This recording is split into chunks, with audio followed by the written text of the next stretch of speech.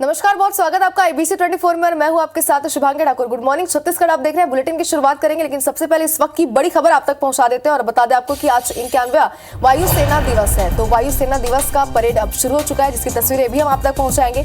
प्रयागराज के बमरौली में ये एयर शो का आयोजन किया जा रहा है, जहां संगम के आसमान में राफेल का नजारा दिखेगा। ये तस्वीर आप देख सकते हैं। तैयारियां जो है वो पहले की फोटो आप देख सकते हैं, तस्वीर जो है वो तैयारियां पूरी हो चुकी है। और दूसरी तस्वीर में आप देख सकते हैं कितना सुंदर ये नजारा दिख रहा है। चेतक और यहाँ पे नजारा दिखाते हुए नजर आ रहे हैं। तो आप खुद देख सकते हैं कि चेतक और तेजस जो है यहाँ पे अपना कमाल दिखाते हुए नजर आ रहे हैं। दो तस्वीरें आपकी टीवी स्क्रीन पर है। तो वायु सेना का ये एयर शो आप देख सकते हैं, हर साल यहाँ पर आयोजन किया जाता है। इस बार भी प्रयागराज में इसका आयोजन किया गया है और सेना के जवान जो है पिछले कई दिनों से यहाँ पर तैयारियां कर रहे थे, जिसकी तस्वीर आप देख सकते हैं। पहली तस्वीर जो इनकी तैयारियों की तस्वीर है और दूसरी तस्वीर आप देख सकते हैं जहाँ पे आसमान में ये बेहद ही खूबसूरत नजारा जो है नजर आ रहा है। तो प्रयागराज के बमरौली में ये एयर शो की तस्वीरें आप तक पहुंचा रहे हैं। बेहद ही महत्वपूर्ण और खास दिन है आज वायु सेना के लिए, क्योंकि पिछले कई दिनों से जो लगातार उनकी तैयारियां थी, आज वो पूरे देश के सामने प्रस्तुत कर रहे हैं। तस्वीरें आपकी टीवी स्क्रीन पर है। तो चेतक और तेजस भी यहाँ पर अपना कमाल दिखाते हुए नजर आएंगे और उसकी तस्वीरें भी हम आप तक पहुंचाते रहेंगे। फिलहाल ये एयर शो की तस्वीरें आप देख सकते हैं, तैयारियों की तस्वीर भी लगातार हम आप तक पहुंचा रहे हैं। पहली तस्वीर आप देखिए, सेना के जवान जो है वो पूरी तरीके से तैयार है। परेड दिवस पर यहाँ पे आयोजन किया जाता है हर साल, और इस बार भी तैयारियां जो है वो पूरी हो चुकी है। ये तस्वीर आप देख सकते हैं अपनी टीवी स्क्रीन पर। आसमान में वायु सेना का ये कमाल जो है वो बेहद ही खूबसूरत नजर आ रहा है।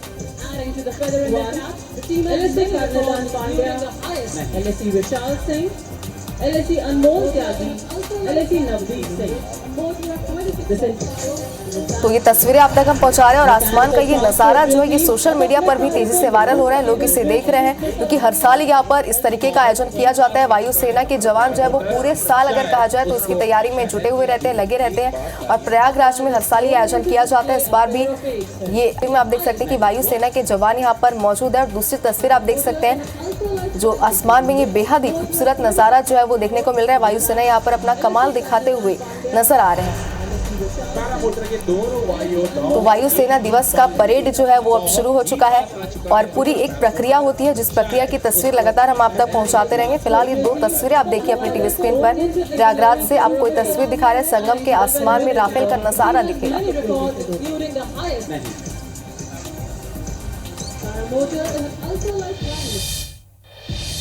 और चलिए नजर डालते हैं आज के हेडलाइंस पर। रायपुर में आज कांग्रेस चुनाव समिति की बैठक। सीएम भूपेश बघेल, टीएस सिंहदेव, प्रभारी सैलजा होंगे शामिल। प्रत्याशियों और चुनावी रणनीति पर होगा मंथन। बीजेपी की वायरल सूची एक षड्यंत्र। सीएम बघेल बोले, साजिश के तहत लीक की गई सूची ताकि विरोध के बाद बदले जा सके नाम। पूर्व सीएम रमन सिंह ने की कथित पीएससी घोटाले की सीबीआई जांच की मांग। पीएम मोदी को लिखा पत्र। गरियाबंद में तेंदुए की खाल के साथ 2 तस्कर गिरफ्तार। 5 फरार आरोपियों की तलाश में जुटी पुलिस। उदंती सीता नदी टाइगर प्रोजेक्ट वन विभाग ने की कार्रवाई।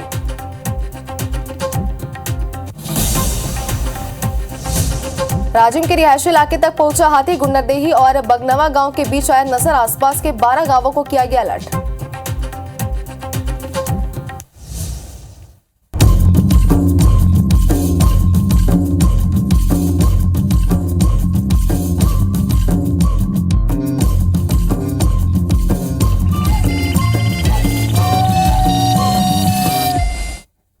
और चलिए बुलेटिन की शुरुआत करते हैं कुछ सियासी खबरों के साथ। राजधानी रायपुर से आपको बड़ी खबर दिखाते हैं, जो आज फिर चुनाव समिति की बैठक होगी। तो चुनावी साल और बैठकों का दौर लगातार जारी है। सीएम निवास में आज शाम को ये बैठक होगी। सभी सीटों पर सिंगल नाम तय किए जाएंगे।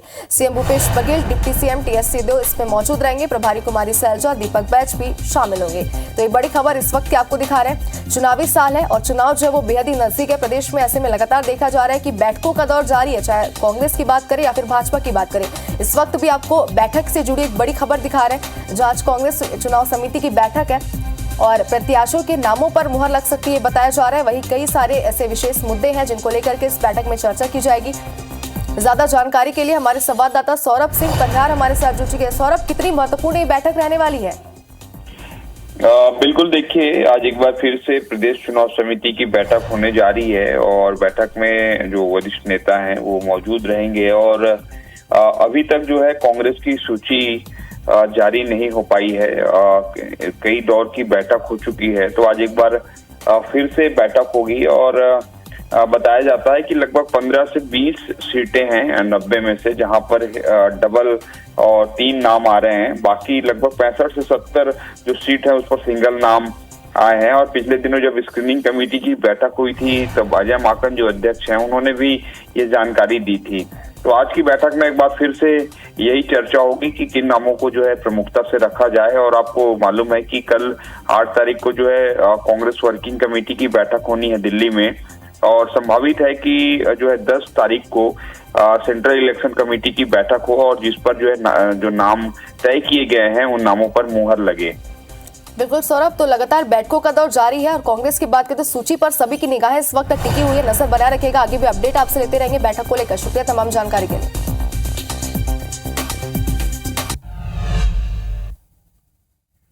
इधर मुख्यमंत्री भूपेश बघेल ने अलग अलग मुद्दों पर प्रतिक्रिया दी है। बीजेपी और केंद्र सरकार पर जमकर निशाना साधा। आरक्षण और महादेव ऐप को लेकर भी सीएम ने बयान दिया। क्या कुछ का आपको सुनाते हैं। सबसे पहली बात तो महादेव ऐप को केंद्र सरकार बंद कब कर रही है, पहला सवाल तो ये है।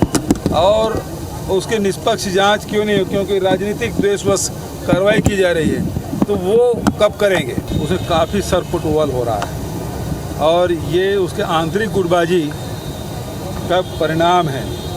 वरना भारतीय जनता पार्टी की सूची लीक हो जाए ये संभव नहीं था। ये षड्यंत्र भारतीय जनता पार्टी जो आंतरिक जो कला है वो सामने आया। हम लोगों ने हेड काउंट कराया था और हेड काउंट में ये पाया गया कि ये करीब 43.5% ओबीसी है। क्या भारतीय जनता पार्टी ये नहीं मानती कि यहाँ छत्तीसगढ़ में ओबीसी 43% से अधिक नहीं है?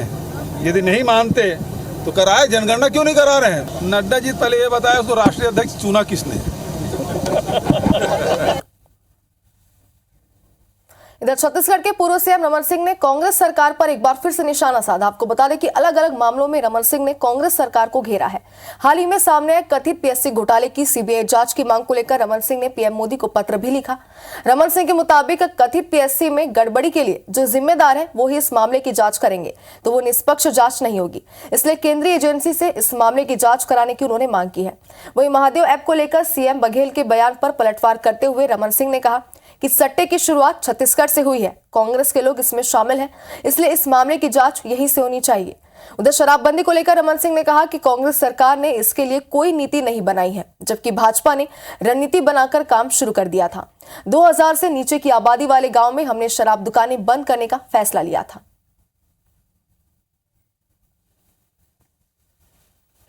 आज छत्तीसगढ़ का एक एक युवा चिंतित है। अब जांच वही कर रहे हैं जो भ्रष्टाचार किए हैं, तो जांच क्या होगा? महादेव ऐप का जन्म छत्तीसगढ़ में होता है। जूस बेचने वाला 200 करोड़ की शादी करता है। पूर्ण शराबबंदी का वादा किया था, डॉक्टर रमन ने नहीं किया था। डॉक्टर रमन तो आंशिक शराबबंदी की दिशा में चल ही रहा है, चल रहा था, कर रहे थे।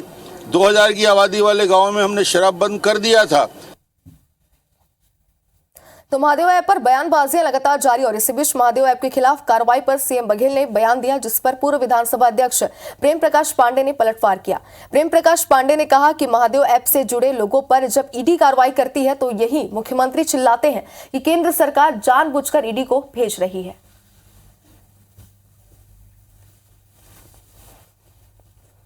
महादेव ऐप का जो ईडी के द्वारा जब कार्रवाई हो रही है तब मुख्यमंत्री क्यों बोल रहे हैं केंद्र से? केंद्र तो जब कार्रवाई चालू किया है और वो भी छत्तीसगढ़ राज्य के पुलिस के एफआईआर और इस पे, और जब सीएम हाउस के आसपास के लोग उसमें फंस रहे हैं तो ईडी के खिलाफ बोलते हैं। और चुनाव बेहद नजदीक है और ऐसे में छत्तीसगढ़ में विधानसभा चुनाव से पहले दल बदल की सियासत तेज हो गई है।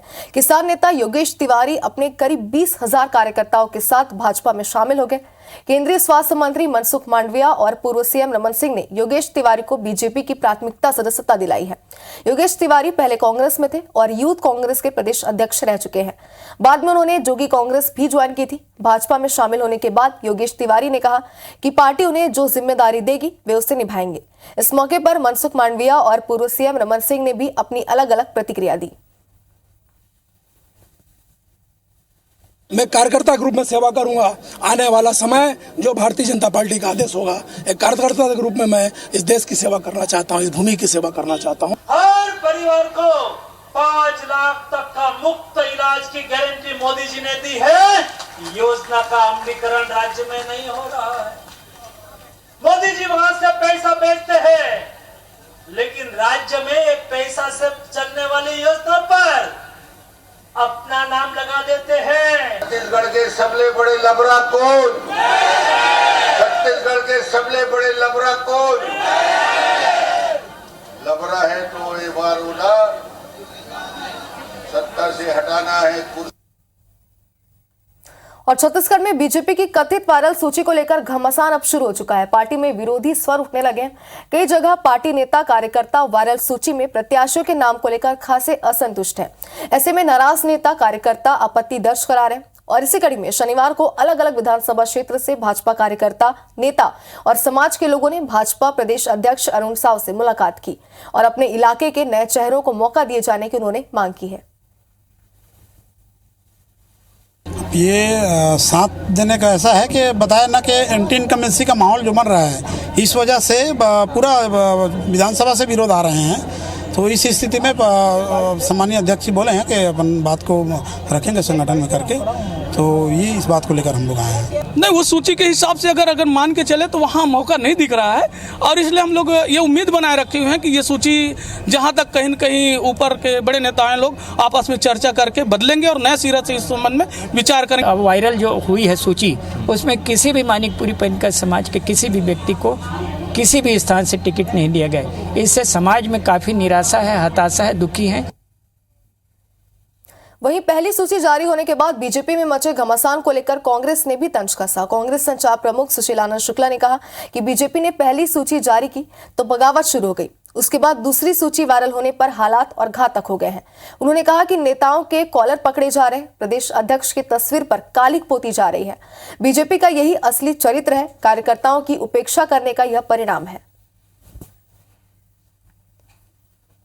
देखिए, जब पहली सूची जारी किए थे उसके बाद ही बगावत के सुर सामने आ गए थे। उसके बाद जब दूसरी वायरल सूची आई तो स्थिति और ज़्यादा घातक हो गई। जूतम पैजाद मचा हुआ है, नेताओं के कपड़े फाड़े जा रहे हैं, कालिक पोती जा रही है, प्रदेश अध्यक्ष के पोस्टर पे कालिक पोती जा रही है, नेता प्रतिपक्ष का पुतला जला। छत्तीसगढ़ में चुनाव से पहले कांग्रेस के दिग्गज ताबड़तोड़ दौरा कर रहे हैं और इसी कड़ी में शनिवार को राज्य भर में कांग्रेस की मीडिया कोऑर्डिनेटर राधिका खेरा ने राज्य सरकार की उपलब्धियां गिनाई और केंद्र सरकार पर भी जमकर हमला बोला। राधिका खेरा ने कहा कि पीएम मोदी ने छत्तीसगढ़ के साथ सौतेला व्यवहार किया है, लेकिन छत्तीसगढ़ की कांग्रेस सरकार ने प्रदेश को आगे ले जाने का काम किया। रमन सिंह ने किसानों के हाथ में कटोरा थमा दिया था। 15 सालों में 15,000 किसानों ने आत्महत्या की है। 5 साल में हमने ये भी देखा कि किस तरीके से मोदी जी ने, भारतीय जनता पार्टी की केंद्र सरकार ने छत्तीसगढ़ के साथ, राम जी के ननिहाल के साथ, माता कौशल्या के मायके के साथ सौतेला व्यवहार किया। प्रदेश के किसानों के अन्नदाता के हाथ में रमन सिंह ने कटोरा धरने का काम किया। 15 साल में इनकी सरकार में यहाँ का किसान 15,000 से ज्यादा आत्महत्या कर चुके थे। इधर बिलासपुर के बिलासा एयरपोर्ट का विस्तार सियासी दांवपेच में अटक गया है। एयरपोर्ट विस्तार के लिए सेना के जमीन वापसी को लेकर केंद्र सरकार ने नई शर्त लगा दी है। केंद्र सरकार ने अब जमीन वापसी के लिए बाजार दर पर भुगतान की मांग की। इससे पहले राज्य सरकार ने सेना से जमीन वापसी के लिए केंद्र को 90 करोड़ रुपए दिए थे। हालांकि राज्य सरकार ने अब केंद्र की नई शर्त पर भी अपनी सहमति जताई है। राज्य सरकार ने कहा कि एयरपोर्ट के विस्तार में कोई बाधा आने नहीं देंगे और जरूरत पड़ी तो बाजार दर पर भी भुगतान कर सेना से जमीन लेंगे। वहीं हवाई सेना की मांग पर संघर्ष कर रहे बिलासपुर हवाई सेवा नागरिक संघर्ष मंच का कहना है कि आगामी विधानसभा और लोकसभा चुनाव में इसका प्रभाव देखने को मिलेगा। बिलासपुर की जनता पार्टियों से इसका हिसाब मांगेगी। बिलासपुर संभाग और इस एयरपोर्ट से प्रभावित होने वाले हर क्षेत्र के लोग इस चुनाव में इसका बदला भी लेंगे और इनको इनकी औकात भी दिखाएंगे। राज्य में बैठी सरकार चाहती है कि जल्दी से जल्दी एयरपोर्ट का डेवलप हो, यहाँ पे यात्रियों को सुविधा मिले, मगर केंद्र पता नहीं क्यों क्या सोच के चल रही क्यों। तो ये राजनीति है। 4 साल हो गया आज हमारे धरना को। अब लोकसभा चुनाव आ रहा है तो बिलासपुर से जा रहे दिल्ली चालू कर रहे हैं। और मां दुर्गा का त्यौहार नवरात्रि जो है वो बेहद ही नज़दीक है, जिसके चलते मूर्तिकार माता की प्रतिमा को अंतिम स्वरूप देने में लगे हुए हैं। मूर्तिकारों का कहना है कि इस बार सामग्री काफी महंगी हुई है, लेकिन उन्हें मूर्ति का वाजिब दाम नहीं मिल पा रहा है। मूर्तिकार बताते हैं कि कोरोना के समय में जिस रेट पर मूर्तियां बेची थी, उस दाम पर मूर्तियां बेचने को मजबूर है। नवरात्रि का पर्व नज़दीक है और इस वक्त हम माना में मौजूद हैं। यहाँ पर मूर्तिकार माता की प्रतिमाओं को अंतिम स्वरूप दे रहे हैं। आप देखेंगे कि बड़े ही भव्य तरीके से काफ़ी खूबसूरत ढंग से ये प्रतिमाएं तैयार की गई है और इस बार प्रतिमाओं को लेकर के मूर्तिकार को कितना प्रॉफिट हुआ है सीधे मूर्तिकार से जानते हैं। और मूर्ति की अगर हम रेट की बात करें तो किस तरह से रेट निर्धारित है? जहाँ पे आते हैं हम लोग मूर्ति के रेट पे, देखिए मूर्ति के रेट की जहाँ तक सवाल है, वहाँ पे मूर्ति के ऊपर क्या काम हो रहा है, किस तरह का काम होता है, इसके ऊपर मूर्ति का रेट निर्धारित किया है। मूर्ति हमारा कितना बड़ा है, हम उस पर किस टाइप के पैटर्न का काम करेंगे, किस टाइप का उसमें ज्वेलरी लगेगा, किस टाइप का उसका लुक आएगा, उनके ऊपर क्या साड़ी चलेगा, इसके ऊपर उनका रेट निर्धारित होता है जी। अगर रेट की बात करें तो क्या इन रेट से आपको फ़ायदा हो रहा है या नुकसान? देखिए, जहाँ तक रहा सवाल फ़ायदे का, तो मैं ये कहना चाहूँगा कि फ़ायदा तो हमें फ़िलहाल उतना अच्छा नहीं हो पा रहा है, क्योंकि आप देख ही सकते हैं कि मार्केट में अब हर चीज़ों का जैसे प्राइस रेट बढ़ गया है। लेकिन जहाँ पर सवाल रहा मूर्तिकारों का, कलाकारों का, इनका रेट आज तक कुछ लेवल पे नहीं बढ़ा जितना लेवल पे मिलना चाहिए। तो बिल्कुल, जैसे कि मूर्तिकार का कहना है कि जो प्रतिमाएं हैं उसका एक्चुअल रेट उन्हें नहीं मिल पा रहा है, तो इसलिए उन्हें प्रतिमा के जो दाम है वो कम करके बेचने पड़ रहे हैं। हालांकि आप देखेंगे कि काफ़ी सुंदर सुंदर प्रतिमाएं यहाँ पर तैयार की गई है और ये जो प्रतिमाएं हैं इसके जो रेट है वो पहले से काफ़ी कम में मिल रहे हैं। तो इस तरह से मूर्तिकारों की जो परेशानी है वो फिलहाल कम नहीं हुई है, लेकिन उन्हें उम्मीद है कि आगामी दिनों में जो जनता है वो उनकी परेशानी को समझेगी। कैमरामैन नरेंद्र मार्कंडे के साथ सुप्रिया पांडे, IBC 24 रायपुर। प्रदेश में हाथियों के उत्पात की बात करें तो राजिम से ही बड़ी खबर आपको दिखाते हैं, जहां राजिम के रिहायशी इलाके के करीब हाथी पहुंच चुका है। पिंगेश्वर नगर से 5 किलोमीटर की दूरी पर हाथी है और गुंडरदेही और बनगवा गांव के बीच हाथी विचरण कर रहा है। आसपास के 12 गांवों को अलर्ट जारी कर दिया गया है। तो तस्वीरें भी कुछ हमारे पास है जो आप टीवी स्क्रीन पर देख सकते हैं। और प्रदेश के ऐसे कई जिले हैं जहां पर हाथियों ने उत्पात मचा रखा है।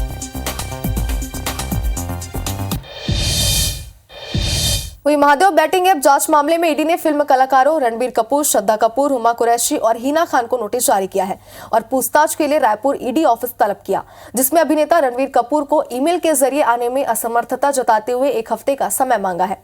हालांकि ईडी कार्यालय से समय देने की अभी कोई पुष्टि नहीं हुई है। वही श्रद्धा कपूर, हुमा कुरैशी समेत हिना खान और कपिल शर्मा को आज हाजिर होकर बीते दिन हाजिर होकर अपने बयान दर्ज कराने थे, लेकिन वो नहीं है।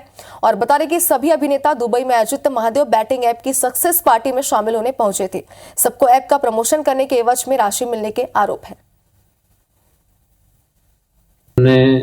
जो बॉलीवुड एक्टर जो है रणबीर कपूर, श्रद्धा कपूर, रुमा कुरैशी, इनको सम्मन जारी किया था हमारे दफ्तर में उपस्थित होकर उनका बयान दर्ज करने हेतु उधर उपस्थिति ना दर्ज करा करके और कुछ समय की मांग किया गया है। तो अभी समय उनको दिया जाना है या नहीं दिया जाना है, इसका फैसला अभी कार्य। और इसी के साथ गुड मॉर्निंग छत्तीसगढ़ में फिलहाल इतना ही, लेकिन आगे आपको दिखाते हैं छत्तीसगढ़ी भाषा में 10 बड़ी खबरें दनादन 10 में।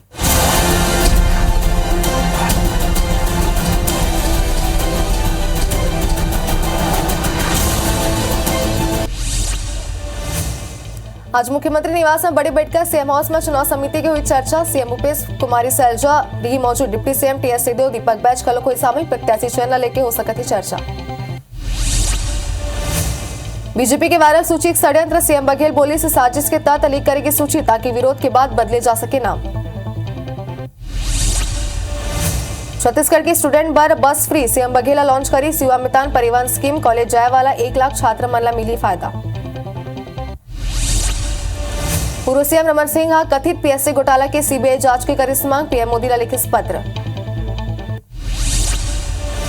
राजीव में रियासी इलाका के करीब पहुंचे साथी, फिंगेश्वर नगर ले 5 किलोमीटर की दूरी में हाथी, गुंडरदेही और बनगवा गांव के बीच घुमाते हाथी, आसपास के 12 गांव ला जारी करेगी सलट।